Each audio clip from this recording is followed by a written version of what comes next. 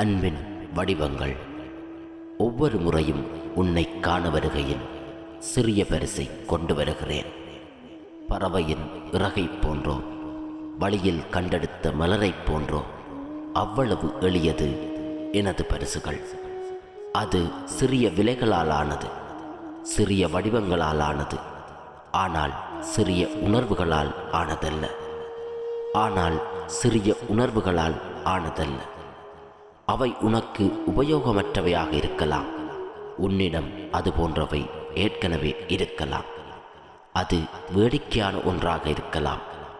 அது உன் இதயத்தை தொடாததாக இருக்கலாம். அல்லது நீ அதைவிட சிறந்த பரிசுகளுக்கு உரியவளாக இருக்கலாம்.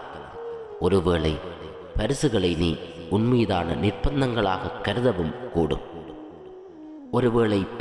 நீ உன்மீதான நிர்பந்தங்களாக கருதவும் கூடும்.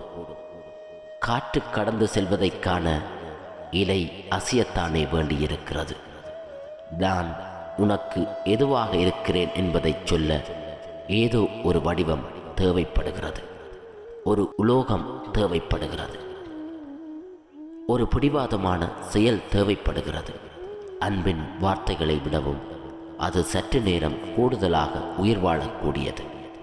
அன்பு இல்லாத தருணத்தில் கூட அன்பின் பரிசு இருந்து கொண்டுதானே